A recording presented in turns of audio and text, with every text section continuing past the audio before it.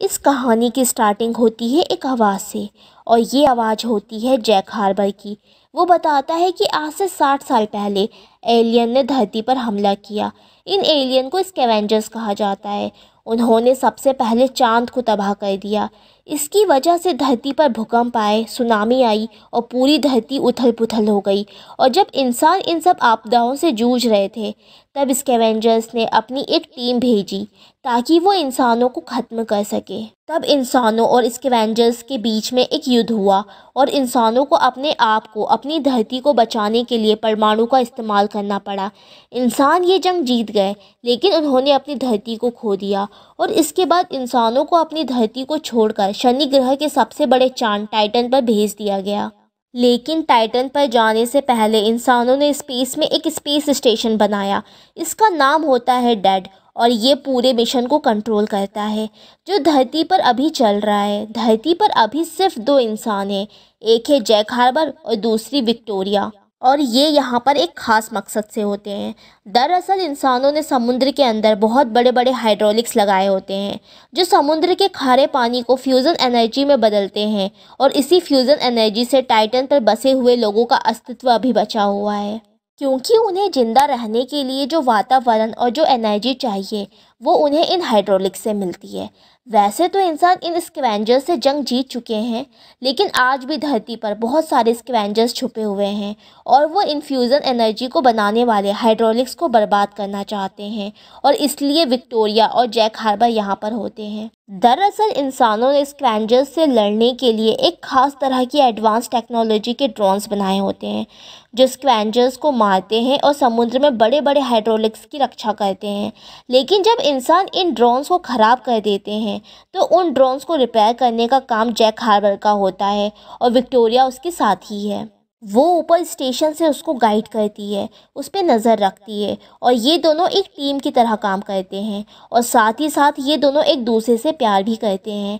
इस कहानी में एक चीज़ और अजीब होती है, इन दोनों को अपनी पास्ट लाइफ के बारे में कुछ भी याद नहीं होता, क्योंकि आज से 5 साल पहले इन दोनों की याददाश्त को पूरी तरह से मिटा दिया गया होता है और ये समय होता है सन 2077, यानी कि 2072 में इन दोनों की मेमोरीज़ को मिटा दिया गया होता है। लेकिन जैक हार्बर को आज भी कुछ सपने आते हैं जो उसे सताते हैं। उसके दिमाग में कई सवाल हैं। उसे लगता है कि आज भी धरती उसका घर है, लेकिन विक्टोरिया को ऐसा कुछ भी नहीं लगता। विक्टोरिया खुश होती है क्योंकि आज से ठीक 2 हफ्ते बाद ये यहाँ से हमेशा के लिए टाइटन पर चले जाएंगे और बाकी इंसानों के साथ मिल जाएंगे। अब इनके स्क्रीन पर, मॉनिटर पर बार बार एक लेडी आती है। इसका नाम शैली होता है और ये टेड से बोल रही होती है। टेड वो प्ले स्टेशन है जो इंसानों ने बनाया है और ये इन दोनों को गाइड करती है और ये दोनों उसके आदेशों का पालन करते हैं। अब इन दोनों को ये इन्फॉर्मेशन मिलती है कि इनके 2 ड्रोन्स ख़राब हो चुके हैं और जैक उन्हें रिपेयर करने के लिए धरती पर जाता है। दरअसल इनका जो स्पेस स्टेशन होता है वो धरती से बहुत ऊंची जगह पे होता है ताकि स्कैवेंजर्स इन पर हमला ना कर सके। अब जैक उन 2 ड्रोन्स में से एक ड्रोन्स को ढूंढकर रिपेयर कर देता है, लेकिन उन्हें अभी भी नहीं पता होता कि उनका दूसरा ड्रोन्स कहाँ पर है। इसलिए वो अपनी फ्लाइंग ऑब्जेक्ट में से अपनी एक बाइक निकालता है और उस बाइक से वो अपने दूसरे ड्रोन्स को ढूंढने के लिए निकलता है। हालांकि ये जैक के लिए बहुत ख़तरनाक है क्योंकि स्कैवेंजर्स रात को इनके ड्रोन्स को ख़त्म करते हैं और दिन में वो जैक को मारना चाहते हैं।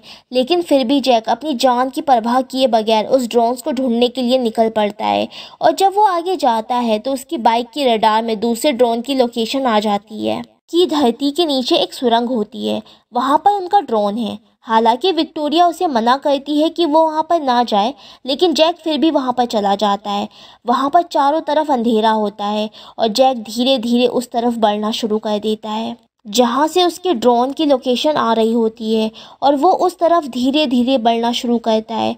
और जब वो उस जगह पर पहुँचता है तो देखता है कि वहाँ पर ड्रोन नहीं होता, बल्कि उसका सेंसर रखा होता है जो उसे इस जगह की लोकेशन बता रहा होता है। वो समझ जाता है कि ये एक ट्रैप है जो स्कैवेंजर्स ने उसके लिए बनाया है और इससे पहले कि वो वहाँ से बाहर निकल पाता उसका पैर एक रस्सी में फंस जाता है और वो रस्सी उसे खींचना शुरू कर देती है, लेकिन जैक उस रस्सी पर गोली मारकर अपने आप को छुड़ा लेता है और वो जल्दी से उस तरफ जाता है जहाँ से आया होता है। और जब वो उस रस्सी से ऊपर जाता है जिस रस्सी से वो नीचे आया होता है, तभी कोई बाहर से रस्सी को काट देता है और जैक नीचे गिरता है। और यहाँ पर चारों तरफ स्कैवेंजर्स होते हैं। दरअसल स्कैवेंजर्स इसे मारना नहीं चाहते, वो इसे जिंदा पकड़ना चाहते हैं। अब इससे पहले कि स्कैवेंजर्स इसे पकड़ते, वहाँ पर एक ड्रोन आ जाता है और वो ड्रोन वहाँ पर जितने भी स्कैवेंजर्स होते हैं उन सबको मार देता है और इस तरह से जैक की जान बच जाती है। अब जैक को वहाँ पर एक धार्मिक किताब भी मिलती है। जैक उसे उठाता है और इसके बाद वो उस जगह से बाहर आ जाता है। और जब वो बाहर आता है तो वो देखता है कि उसकी बाइक वहाँ पे नहीं होती। इस बात से जैक को बहुत गुस्सा आता है कि स्कैवेंजर्स उसकी बाइक ले गए। इसके बाद जैक वापस अपने स्टेशन पर आ जाता है। आज जैक की जान जाते जाते बची है और साथ ही साथ उसने एक ड्रोन भी खोया है। अब रात को एक बहुत बड़ा ब्लास्ट होता है और ये ब्लास्ट होता है इनके हाइड्रोलिक्स में, जो समुद्र के ऊपर इनकी बहुत बड़ी मशीन होती है, और ये उनका एक बहुत बड़ा नुकसान होता है। जैक अपना फ्लाइंग ऑब्जेक्ट लेकर वहाँ पर जाता है और वो देखता है कि इनका हाइड्रोलिक्स पूरी तरह से तबाह हो चुका है और ये स्कैवेंजर्स ने किया होता है। और स्कैवेंजर्स ने इस ब्लास्ट को इन्हीं के ड्रोन से निकाले हुए फ्यूल सेल से किया होता है, क्योंकि इनके ड्रोन में जो फ्यूल सेल होते हैं वो बहुत स्ट्रॉन्ग और पावरफुल होते हैं। अब जब जैक वहाँ पर पहुँचता है तो वो देखता है कि धरती से अंतरिक्ष में सिग्नल भी भेजे जा रहे होते हैं और ये काम स्कैवेंजर्स का होता है। और वो उस जगह जाता है जहाँ ये सिग्नल भेजे जा रहे होते हैं। वहाँ पर कोई नहीं होता और वो उस कनेक्शन को काट देता है। और कनेक्शन काटने के बाद वो अपने साथी विक्टोरिया को बोलता है कि मैं इस जगह को चेक करना चाहता हूँ, और वो रेडिएशन जॉन की तरफ जाता है। विक्टोरिया उसे मना करती है। जैक उससे बोलता है कि तुम चिंता मत करो, मैं उस तरफ नहीं जाऊंगा। दरअसल यहाँ पर एक रेडिएशन जोन होता है और उस रेडिएशन जोन को इन्हें पार करना अलाउ नहीं होता। इनके मुताबिक अगर ये उसे पार करेंगे तो जल जाएंगे, और इसलिए कभी भी जैक ने इस रेडिएशन जोन को पार नहीं किया होता है। जैक विक्टोरिया से बोलता है कि मैं शायद तुमसे अब संपर्क से हट जाऊं, और वो उसके संपर्क से हट जाता है और वो वहाँ पर एक सीक्रेट जगह पर जाता है जहाँ पर उसने घर बनाया होता है। और वहाँ पर उसने धरती पर मिली हुई काफ़ी चीज़ों को इकट्ठा किया होता है, क्योंकि जैक को आज भी लगता है कि धरती रहने लायक है और धरती उसका घर है, इसलिए उसने ऐसा किया होता है। अब जब जैक उस जगह पर एंजॉय कर रहा होता है तभी उसे आसमान से एक फ्लाइंग ऑब्जेक्ट धरती पर उतरता हुआ दिखाई देता है और जैक जल्दी से अपने फ्लाइंग ऑब्जेक्ट पर बैठकर उस तरफ जाता है और वो विक्टोरिया से भी बात करता है। वो कहता है कि मुझे आसमान में एक अनजानी चीज़ धरती पर उतरती हुई नज़र आई है, मैं उसी तरफ जा रहा हूँ। तभी विक्टोरिया बोलती है ठीक है। तभी विक्टोरिया की स्क्रीन पर शैली आती है और शैली उससे बोलती है कि तुम जल्दी ऑफलाइन जाने वाली हो और जैक को कहो कि वो वापस आ जाए, सारी सिचुएशन को ड्रोन संभाल लेंगे। और विक्टोरिया जैक को ऐसा ही बोलती है, लेकिन जैक उसकी बात नहीं मानता। वो कहता है कि मैं साइट की सुरक्षा चाहता हूँ, इसलिए मैं इसको चेक खुद करूँगा। और जैक उस जगह पर पहुँच जाता है और वो देखता है कि जो अनजानी चीज़ धरती पर उतरी है उससे बहुत सारे स्लीपिंग चैम्बर्स भी गिरे होते हैं और उन स्लीपिंग चैम्बर्स में इंसान होते हैं। वो ये देखकर बहुत हैरान होता है। तभी वहाँ पर ड्रोन्स आ जाते हैं और वो ड्रोन स्लीपिंग चैम्बर्स में जितने भी इंसान होते हैं उन सबको मारना शुरू कर देते हैं। अब इन ड्रोन्स को कंट्रोल नहीं कर सकते क्योंकि शैली ऑफलाइन जा चुकी है और वो उससे बात नहीं कर सकते थे, और शैली इन सभी ड्रोन्स को कंट्रोल करती है। लेकिन फिर भी जैक स्लीपिंग चैम्बर में एक लड़की को बचा लेता है और वो उसे अपने स्टेशन पर ले आता है। हालांकि विक्टोरिया नहीं चाहती कि वो उसे लेकर आए, लेकिन जैक फिर भी उसे ऊपर ले आता है। और जब वो उसे ऊपर लेकर आते हैं तो वो उसका स्लीपिंग चैम्बर खोलते हैं और वो जब होश में आती है तो वो बहुत कमज़ोर होती है क्योंकि वो कई सालों से इस स्लीपिंग चैम्बर में सोई हुई है। वो बताती है कि मेरा नाम जूलिया है और वो विक्टोरिया और जैक को बहुत हैरानी से देखती है। विक्टोरिया उसे बताती है कि तुम्हारी टीम में से अब कोई भी नहीं बचा, और वो इसे ये भी बताती है कि तुम पिछले 60 सालों से नींद में हो और इन 60 सालों में धरती पूरी तरह बदल चुकी है। अब धरती पर कोई इंसान नहीं है, सबके सब टाइटन पर जा चुके हैं। वो उससे पूछते हैं कि तुम्हारे साथ क्या हुआ था, लेकिन जूलिया उन्हें कुछ भी नहीं बताती। वो कहती है कि सबसे पहले मुझे मेरा फ़्लाइट रिकॉर्डर चाहिए, और फ़्लाइट रिकॉर्डर अभी भी नीचे होता है जहाँ पर इनका क्रैश हुआ है, और रात को वहाँ जाना खतरे से खाली नहीं है क्योंकि स्कैवेंजर्स रात में ही घूमते हैं, इसलिए रात को वहाँ पर नहीं जा सकते। अब जब विक्टोरिया और जैक अकेले होते हैं, जैक विक्टोरिया से पूछता है कि क्या तुम्हें मिशन से पहले का कुछ भी याद है, क्योंकि इनकी मेमोरीज़ को मिटा दिया गया होता है। विक्टोरिया बोलती है हमारा काम है याद ना करना, और वो जैक को ये भी बोलती है कि हमें नहीं पता कि ये कौन है या क्या है, और इसके बाद विक्टोरिया वहाँ से चली जाती है। विक्टोरिया के जाने के बाद जैक जूलिया के पास जाता है। जूलिया जैक से पूछती है कि अब क्या होगा। जैक उसे बताता है कि सुबह टैड ऑनलाइन हो जाएगा, उसके बाद वहाँ से कोई आएगा और तुम्हें यहाँ से ले जाएगा। जूलिया पूछती है टैड से, जैक बोलता है कि हाँ। जूलिया उससे बोलती है कि मुझे अपना फ़्लाइट रिकॉर्डर चाहिए। हालांकि जैक नहीं जाना चाहता, लेकिन जूलिया उसे मना लेती है, और विक्टोरिया की इजाज़त के बिना ये दोनों वहाँ पर चले जाते हैं। और जब ये वहाँ पर जाते हैं तो इन्हें इनका फ़्लाइट रिकॉर्डर मिल जाता है, लेकिन तभी वहाँ पर स्कैवेंजर्स आ जाते हैं और वो जैक को बेहोश कर देते हैं, और अब जैक इनके कब्ज़े में है। जब जैक की सुबह आंखें खुलती हैं तो वो देखता है कि उसे एक स्पॉटलाइट में बिठा रखा है और उसके सामने अंधेरे में कोई बैठा होता है। तभी वहाँ से आवाज़ आती है, मैं तुम्हें काफ़ी समय से देख रहा हूँ, तुम हमेशा उत्सुक हो, तुम क्या जानने की कोशिश कर रहे हो जैक। जैक कहता है कि मेरी यादों को मिटा दिया गया है, तुम मुझसे कुछ भी नहीं जान पाओगे। वो आवाज़ कहती है कि मैं जानता हूँ कि तुम्हारी यादों को मिटा दिया गया है, तुम्हारी बेशकीमती यादें, क्योंकि वो कहीं गलत हाथों में ना लग जाएं, इसलिए। वो आवाज़ उससे कहती है कि क्या तुमने कभी स्कैवेंजर्स को देखा है। जैक इस बात का कोई जवाब नहीं देता। तभी वो आदमी कहता है लाइट्स, और वहाँ पर लाइट्स चल जाती है और वहाँ पर चारों तरफ इंसान होते हैं। जैक ये देखकर हैरान हो जाता है, और वो आदमी जो उसके सामने बैठा होता है वो स्कैवेंजर्स यानी कि इंसानों का लीडर होता है। वो कहता है कि जैक, हम एलियंस नहीं हैं, हम इंसान हैं, और जिन ड्रोन को तुम रिपेयर करते हो वो इंसानों को मारने के लिए बनाए गए हैं। तुमने देखा वो स्लीपिंग चैम्बर्स में जो लोग थे उन ड्रोन्स ने उनके साथ क्या किया। इसके बाद मैल्कम जो इंसान का लीडर है वो उसे एक ड्रोन के पास लेके जाता है, और वो जैक को बोलता है कि हमारे पास एक न्यूक्लियर बॉम्ब है और एक ड्रोन भी है, लेकिन इस ड्रोन को एक्सेस नहीं कर सकते क्योंकि ये ड्रोन हमें नहीं जानता, लेकिन तुम्हें जानता है, और हम चाहते हैं कि तुम इस ड्रोन को सीधा टैड तक भेजो। दरअसल इनका प्लान ये होता है कि ये इस ड्रोन के अंदर एक न्यूक्लियर बॉम्ब रखेंगे, और ये ड्रोन न्यूक्लियर बॉम्ब को टैड प्ले स्टेशन तक लेकर जाएगा और उसे ब्लास्ट कर देगा। जैक बोलता है कि वहाँ पर भी इंसान ही हैं, और जैक ड्रोन को प्रोग्राम करने के लिए मना कर देता है।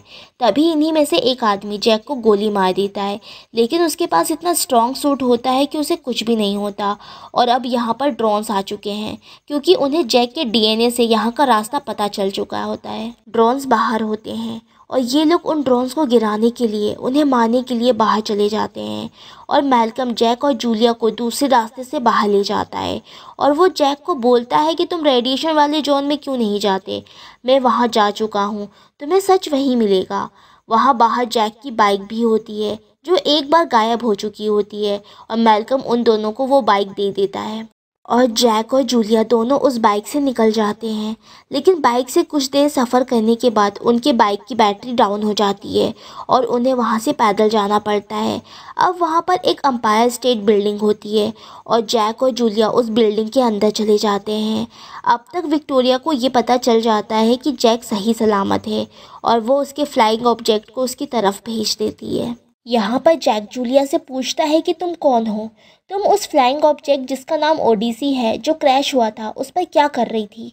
जूलिया जैक को बताती है कि ये टाइटन पर जाने वाली रिसर्च फ़्लाइट थी और ये मेरी पहली फ़्लाइट थी, लेकिन लॉन्च होने से 6 हफ्ते पहले हमें स्कैनर पर एक एलियन शिप यानी कि एलियन ऑब्जेक्ट नज़र आया और हम सबको डेल्टा शिप में डाल दिया गया, और तुम भी हमारे साथ उस मिशन में थे। शायद उन्होंने सबसे पहले तुम्हें और विक्टोरिया को जगाया होगा, और जो एलियन ऑब्जेक्ट हमें स्कैनर पर दिखा था वो और कोई नहीं बल्कि टैड था। उसकी बातों पर जैक को यकीन नहीं होता। वो कहता है कि ऐसा नहीं हो सकता, तुम ये बताओ कि तुम कौन हो। और जूलिया उसे बताती है कि मैं तुम्हारी वाइफ हूँ, और ये सुनने के बाद जैक शॉक्ड हो जाता है। और तब जूलिया उसे बताती है कि मुझे नहीं पता कि तुम्हें क्या हो गया, लेकिन अब तुम वो नहीं हो जो पहले थे। और जूलिया उसे एक अंगूठी दिखाती है, और ये अंगूठी वो होती है जो जैक ने उसे कभी दी थी, और उस अंगूठी को देखने के बाद जैक को सब कुछ याद आ जाता है। उसे याद आ जाता है कि वो उसकी वाइफ है। जब वो उसे गले लगाता है तभी वहाँ पर उसका फ्लाइंग ऑब्जेक्ट आ जाता है और उस फ्लाइंग ऑब्जेक्ट में कैमरास होते हैं और उन कैमरास के थ्रू विक्टोरिया देख लेती है कि जैक जूलिया को गले लगा रहा है। उसे लगता है कि जैक उसे धोखा दे रहा है, लेकिन अब जैक को पता है कि टैड एक एलियन ऑब्जेक्ट है, इसलिए वो जल्दी से जूलिया को लेकर अपने स्टेशन पर पहुंचता है। लेकिन विक्टोरिया दरवाज़ा नहीं खोलती। जैक उसे समझाने की कोशिश करता है, लेकिन विक्टोरिया कुछ भी नहीं सुनना चाहती थी और वो टैड से कांटेक्ट करती है। टैड को बोलती है कि अब हमारे बीच कुछ भी अच्छा नहीं रहा।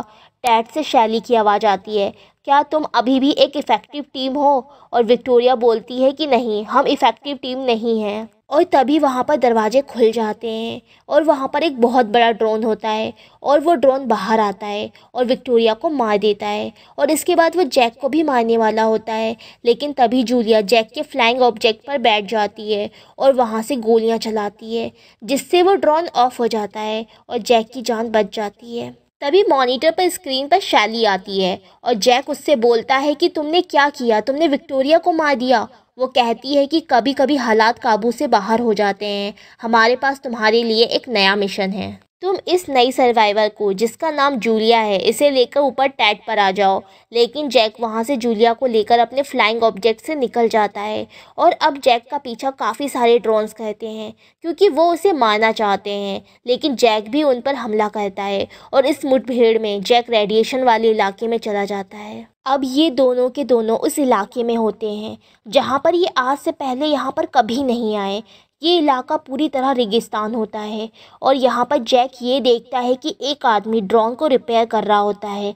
वो भागता हुआ उसकी तरफ जाता है और उसे मना करता है।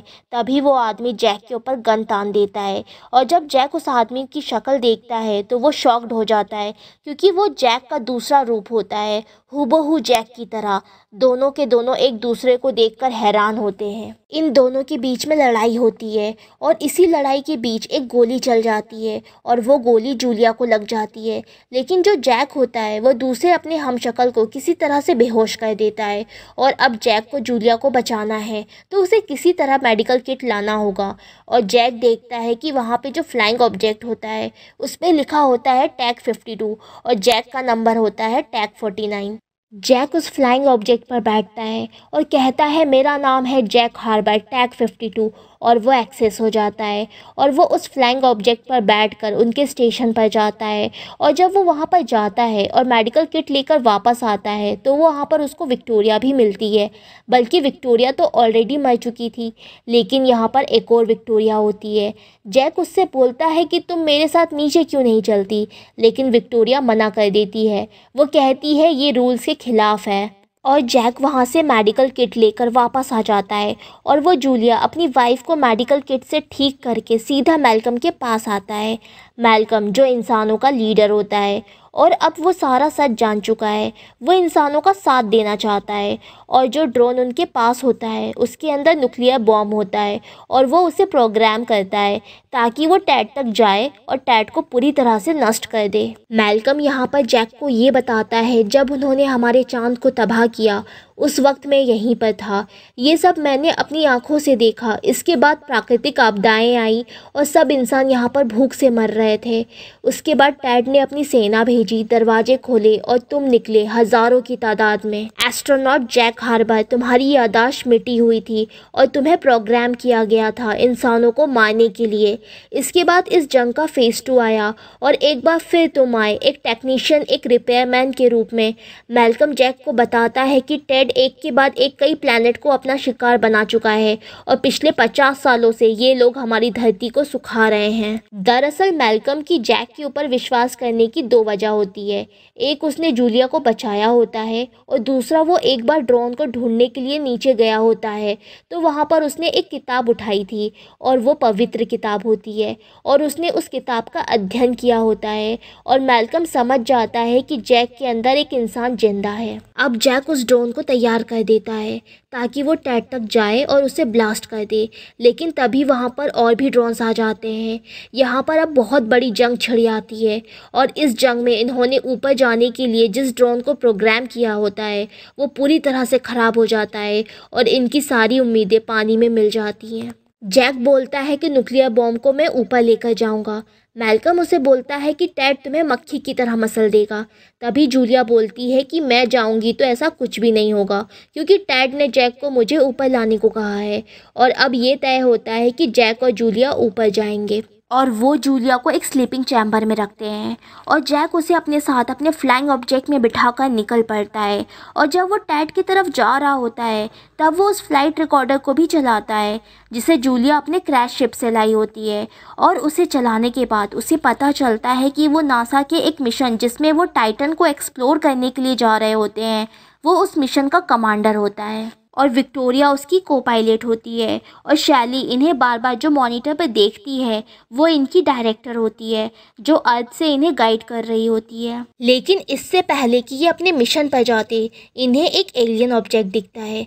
नासा इनके मिशन को बदल देता है, वो उन्हें उस एलियन ऑब्जेक्ट की तरफ भेजता है और ये एलियन ऑब्जेक्ट टैड होता है जिसे जैक इसे इंसानों का स्पेस स्टेशन समझता है। और जब इनकी पूरी टीम टैड के आसपास पहुंचती है तो इनका पूरा कंट्रोल स्पेसशिप से छूट जाता है और इनके स्पेसशिप को अब टैड नियंत्रण कर रहा होता है और वो इनके स्पेसशिप को अपनी तरफ खींच रहा होता है। लेकिन तभी जैक अपने स्पेसशिप के उस हिस्से को अलग कर देता है जिसमें बाकी लोग स्लीपिंग चैम्बर्स में सोए होते हैं और वो हिस्सा इनके स्पेसशिप से अलग हो जाता है और वो 60 सालों तक अंतरिक्ष में घूमता रहता है। और ये वही हिस्सा होता है जिसमें कुछ ही दिनों पहले जूलिया अर्थ पर आई थी। अब उस हिस्से को अलग करने के बाद इनका स्पेसशिप अपने आप टैड के अंदर चला जाता है। जैक को अब सब याद आ चुका है कि उनके साथ क्या हुआ था। अब प्रेजेंट टाइम में एक बार फिर जैक टैड के सामने है और वो टैड के अंदर चला जाता है। तभी उसके साइड में 2 ड्रोन्स आते हैं और शैली की आवाज़ आती है। शैली कहती है कि तुम्हारे दिल की धड़कन बढ़ चुकी है, ऐसा क्यों है? जैक कहता है कि मैं तुमसे मिलने के लिए बहुत उत्साहित हूँ। शैली कहती है कि हाल ही में तुमने मेरी बात नहीं मानी थी। जैक कहता है कि मुझे इस बात का अफसोस है। शैली कहती है कि तुम्हारी आवाज़ से ये पता चल रहा है कि तुम झूठ बोल रहे हो। तुम्हारे पास 5 सेकंड है, तुम्हें बताना होगा कि तुम यहाँ पर क्यों आए हो। जैक कहता है कि मैं चाहता हूँ कि हम जिंदा रहें, हमारी प्रजाति जिंदा रहे और मैं इसलिए यहाँ पर आया हूँ। और ये उसने सच कहा होता है क्योंकि वो चाहता है कि इंसान जिंदा रहे। और अब शैली उससे कहती है कि अंदर प्रवेश करो। और जब वो अंदर प्रवेश करता है तो वो देखता है कि उसके और विक्टोरिया के हज़ारों क्लोन्स होते हैं। दरअसल टैड ने यानी कि इस मशीन ने जैक के और विक्टोरिया के हज़ारों क्लोन्स बनाए होते हैं। और ये देखकर जैक बहुत हैरान हो जाता है और वो आगे जाता है और वो उस जगह पर अपने फ्लाइंग ऑब्जेक्ट को लैंड करता है जहाँ पर वो आवाज़ होती है, यानी कि जहाँ पर शैली होती है। दरअसल शैली नाम की कोई लेडी नहीं होती, वो सिर्फ कंप्यूटराइज्ड नकली इमेज होती है जो नासा में कभी काम किया करती थी। और अब जैक अपने फ्लाइंग ऑब्जेक्ट से उस चैम्बर को निकालता है जिसके अंदर जूलिया है, लेकिन उसके अंदर जूलिया नहीं होती बल्कि मैल्कम होता है। और दोनों अपने साथ जो बॉम्ब लाए होते हैं उससे इस पूरी जगह को ब्लास्ट कर देते हैं और इस तरह से जैक, मैल्कम, टैड इन सब का खात्मा हो जाता है। तभी अर्थ पर ये दिखाया जाता है कि जूलिया की आँख खुलती है और वो इस लेक हाउस पर होती है जहाँ पर जैक ने बहुत सारी चीज़ें इकट्ठा की होती है। दरअसल वो जैक के साथ यहाँ पर पहले भी आ चुकी होती है जहाँ पर उन्होंने कुछ टाइम साथ में स्पेंड किया होता है। और जब वो आसमान में टैड को ब्लास्ट होती देखती है वो समझ जाती है कि जैक अब इस दुनिया में नहीं रहा। और धीरे धीरे वक्त बीतता है और 3 साल हो जाते हैं और 3 साल के बाद ये दिखाते हैं कि जूलिया की एक छोटी बेटी है जो जैक और उसकी बेटी है। और तभी सामने कुछ आदमी आते हैं और ये वही लोग होते हैं जो मैल्कम के लोग थे जो टैड से लड़ते थे। और इनके साथ जैक 52 भी होता है, यानी कि ये जैक का क्लोन नंबर 52 होता है जिसके साथ रेडिएशन वाले इलाके में जैक 49 ने लड़ाई की थी। और अब इसको सब कुछ याद आ चुका है क्योंकि जब ये जैक 49 से मिला था तो इसकी याददाश्त वापस आना शुरू हो गई थी। और जब ये जूलिया को देखता है तो इसे सब कुछ याद आ जाता है, लेकिन इसको अपने घर को और जूलिया को ढूंढने में 3 साल लग जाते हैं और इसके बाद ये यहाँ खुशी खुशी रहते हैं। दरअसल जो एलियन मशीन टैड होती है, जो जैक के बहुत सारे क्लोन्स बना के रखती है और उन सबको अलग अलग नंबर देती है। पहला जैक होता है जिसने टैड को मारा होता है, उसका नंबर 49 होता है। और ये दूसरा जैक होता है जिसका नंबर 52 होता है। और एलियन मशीन टैड ये नहीं चाहती थी कि ये दोनों एक दूसरे को देखें, इसलिए वो इन्हें बोलती है कि आप रेडिएशन वाले इलाके में नहीं जा सकते। दरअसल रेडिएशन वाला कोई इलाका होता ही नहीं है। उस इलाके में जैक का दूसरा क्लोन होता है जो ड्रोन्स की मरम्मत करता है।